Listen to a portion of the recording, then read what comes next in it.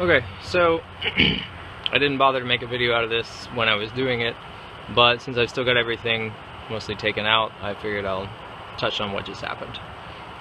I have a 97 Jeep Cherokee Sport, and I was having a problem with fluid leaks from the pressure line going into the steering hub, which you can see, let's see, there we go. That blue nut is on the pressure line, and then over here is the return line. So to take this off, what I had to do first is remove the entire air filter assembly, which is easy.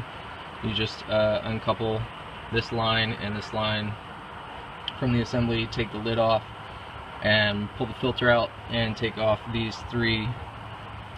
There's three bolts that go in. One is a stud there, and the other two are bolts that screw in here into these two holes. Once that's out, you got most of the room that you need.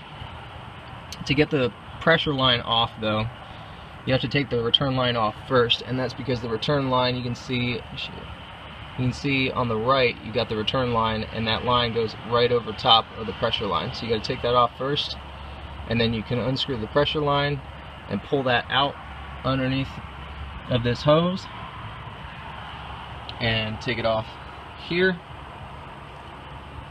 And then you can install your new hose on the top and then the bottom. Once you have the new pressure line installed, then you can put the return line back over top of it and screw that in.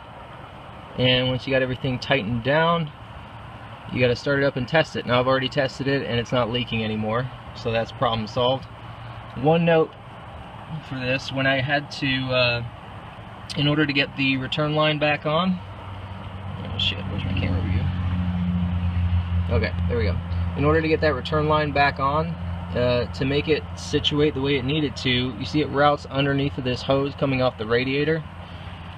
Well, that was pressing up against it and it was making it impossible to get this routed into the hole and thread that in. So what I had to do was I wedged a screwdriver right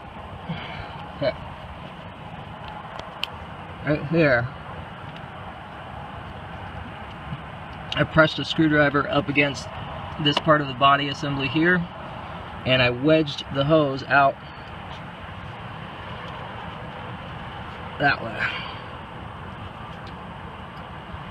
That got it out of the way, and that let me put the return line back in. Now the only thing left to do is to put the air filter assembly back in, and I'm done. Tools that I use for this: 13mm socket to take off the air filter assembly, and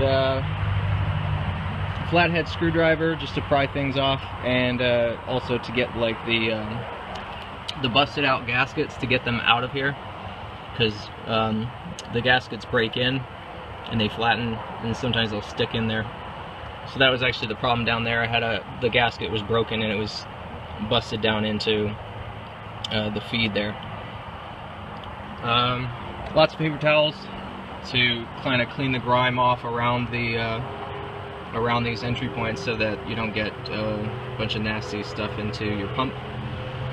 Yeah, so flathead screwdriver, and I used a couple of adjustable wrenches because I don't actually have a wrench set. I've just got a couple of 7/16 wrenches and some adjustables. So I use these two. This one for, obviously, you know, to get into tighter spaces, and this one to initially take the lines off. And some power steering fluid, obviously, to refill it after it's done. And that's it. Pretty simple job. And that's done.